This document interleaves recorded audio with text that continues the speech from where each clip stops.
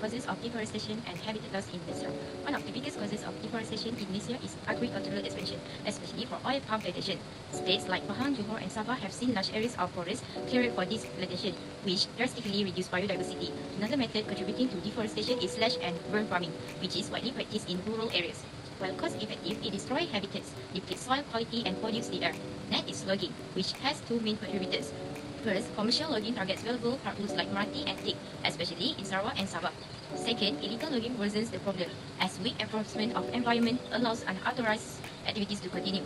Both forms of logging severely damage forest ecosystem. Urbanization is another major driver. As cities like Kuala Lumpur, Klang Valley and Johor Bahru expand, forests are cleared for housing, industries and public infrastructure.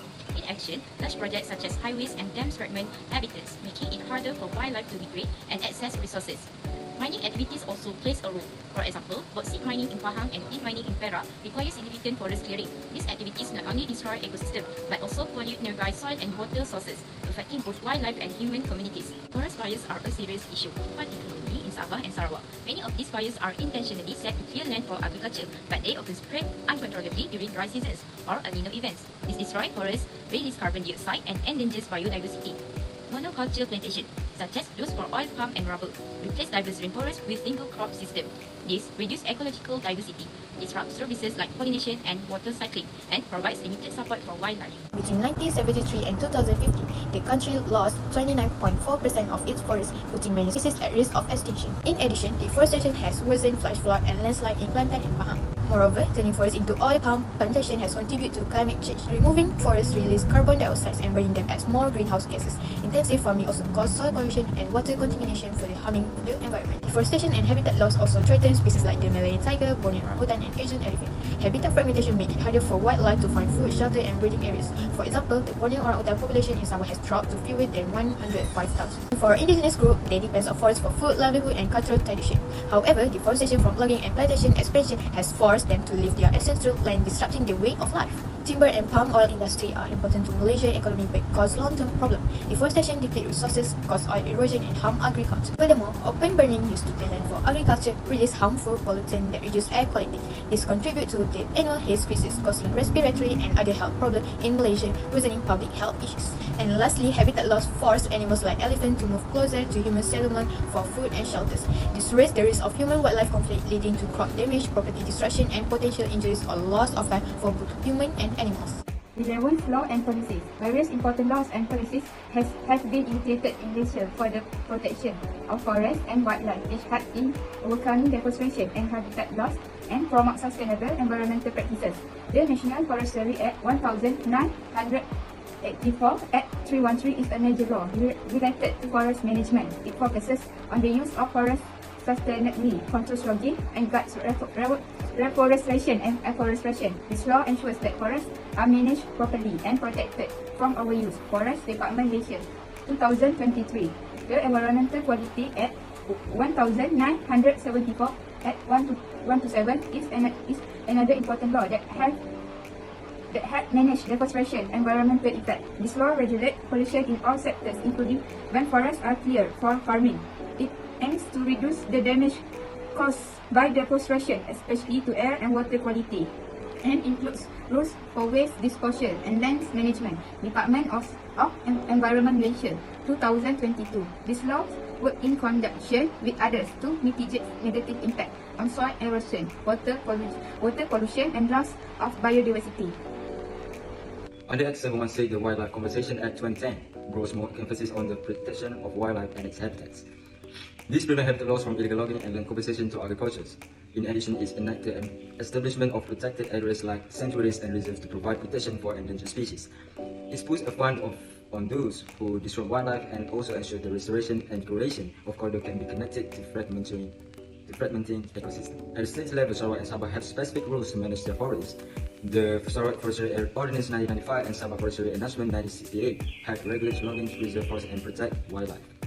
This law ensures that forests in these states are managed sustainably and that reforestation programs are carried out properly. Another important policy is the Malaysia Biodeversity Policy 1998, which strikes a balance between development and the conservation of the environment. This policy encourages land use that is sustainable and ensures that all development take into consideration the effect they have on the environment, especially forests and wildlife.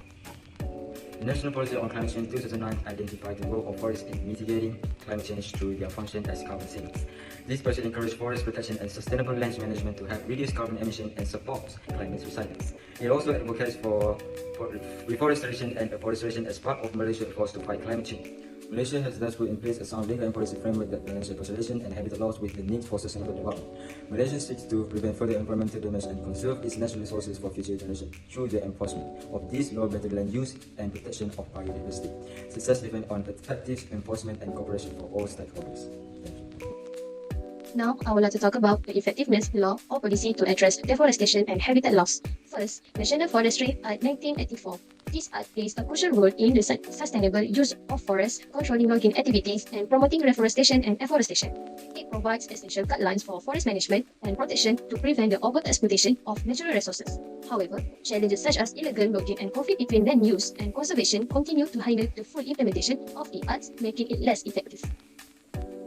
Second is Environmental Quality Act 1974. This act focuses on controlling the environmental impact of human activities, including deforestation, particularly in managing pollution and protecting the quality of air, water, and soil. While this legislation addresses pollution and environmental degradation, enforcement challenge, especially in remote areas where deforestation is common, diminish its overall effectiveness. Next, Wildlife Conservation Act 2010. This act is crucial for protecting wildlife and their habitats by preventing habitat loss due to illegal logging and land conversion for agricultural purposes. The act enables the establishment of protected areas and wildlife corridors to ensure the safety of threatened species. However, illegal activities and land encroachment in areas with weak enforcement continue to threaten their habitats. Therefore, stronger law enforcement is needed to enhance its effectiveness. Sarawak Forestry Ordinance 1995 and Sabah Forestry Act No. 1968. Both laws give control to their respective states over forest management, logging practice, and wildlife protection. These laws are vital for sustainable forest management, but inconsistent implementation between states and conflicts between local interests and conservation can undermine their effectiveness. National Biodiversity Policy 1998. This policy aims to balance development with environmental conservation by ensuring that the environmental impact of development projects is assessed before approval.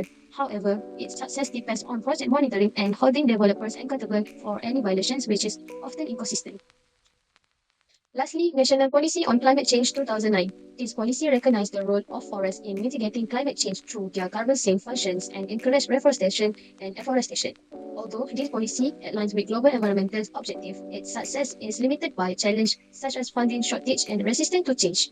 In conclusion, Malaysia has a solid legal and policy framework for addressing deforestation and habitat loss. However, its effectiveness is limited by enforcement challenge, conflicting interests, and inconsistent implementation. For this law and policies to be more effective, there needs to be improved enforcement, better monitoring, and stronger collaboration between government, industry, and local communities. Only through this improvement can Malaysia achieve long-term forest and wildlife conservation goals. Malaysia is facing serious environmental problems, especially deforestation and the loss of natural habitats. This issue harm biodiversity and contribute to climate change. The main cause are illegal logging, farming expansion, and rapid urban growth. As forests are cleared, ecosystems are damaged, and many plant and animal species are endangered or lost. Forests are important in fighting climate change because they absorb carbon dioxide. Without them, more carbon is released and making a global warming. This affects wildlife and the community that rely on forests for food, medicine, and water. To protect nature future, we must act. This means enforcing strict law against illegal logging, supporting responsible farming, and planning urban growth in a way that protects the environment. Sustainable forest management. Number 1. Balancing extraction. Sustainable forest management aims to balance timber extraction with forest preservation. Method like selective logging, where only certain trees are cut, and reduce impact logging, which minimize damage during extraction, help maintain forest health. This practice ensures that forests continue to provide essential ecology service while meeting economic needs, supporting both sustainable and biodiversity. Number 2. Forest Stewardship Council. Initiatives like the Forest Stewardship Council certification promote responsible timber sourcing, ensuring that wood is harvested sustainable. This certificate support local economy while also ensuring long-term forest sustainability by setting standards that protect ecosystem and the right of local community. Deforestation and afforestation. Deforestation is the process of planting trees on clear land to restore wildlife habitat and exchange carbon observation. It helps to rebalance ecosystem, reduce the impact of climate change, and improve soil and water quality. Through reforestation, we can protect the environment for future generations. Afforestation focuses on planting trees in areas where there have never been a forest before, helping to extend nature green cover. This practice not only increases the overall forest area, but also boosts biodiversity by creating new habitat for various plant and animal species. By introducing trees to previously buried or underserved land, afforestation contributes to improving air quality, reducing carbon emissions, and support the local ecosystem. It plays a crucial role in expanding the natural environment and promoting environmental sustainability in Malaysia for the long term. Protected area and wildlife corridor. First, national park. National park and nature reserve are important for protecting ecosystem and endangered species. They serve as safe place where animals can live without the threat of hunting, habitat destruction, or pollution. This area also maintain key natural processes like clean water, protect soil, and climate regulation, ensuring a healthy environment for both nature and people. Next, wildlife corridor. Wildlife corridor connects spread habitat, allowing animals to move safely, find food, and reproduce. They help prevent inbreeding and genetic issues by giving animals access to winter territories. This corridor also reduces the impact of human activity like farming and urban growth, and are essential for preserving biodiversity and helping wildlife adapt to change in the environment. Number 1. Initiating Deforestation and Afforestation Programs. First, let's talk about deforestation and afforestation. This program can be really effective if the government, international organizations, and local communities all work together. A good example is the Central Forest Pin Initiative, which reconnects fragment forests in the Peninsula, Malaysia. But for success, the planning needs to be detailed. For example, selecting the right species, planting in the right location. If we plant the wrong species or choose poor site, the project could fail.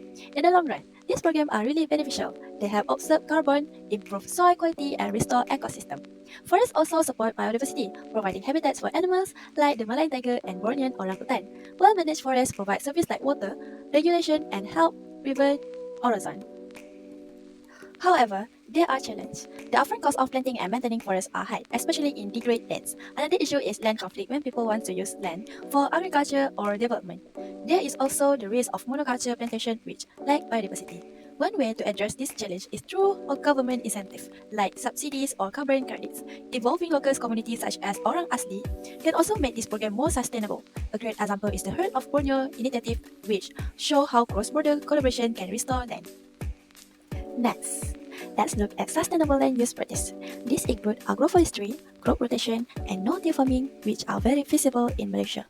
Government policy and initiatives like the MPOCC certification for sustainable palm oil make it easier for farmers to adopt this practice. However, there are some resistance from farmers who are used traditional way, and we need to address through education and showcasing success story. These sustainable practices are key to the long-term health of both agriculture and the environment. Agroforestry, for example, involves integrating trees with crops, which improve soil fertility, reduce erosion, and support biodiversity. This helps make agricultural land more sustainable and reduce pressure on forests. Challenges include the high cost of initial setup and the lack of knowledge, especially in rural areas. No-till farming requires expensive machinery, plus large-scale monitoring and ongoing support are needed to make sure this practice stick. To make this work, government incentive, penalties for harmful practice, and community-led initiatives are important. Awareness campaign can also help spread this sustainable method.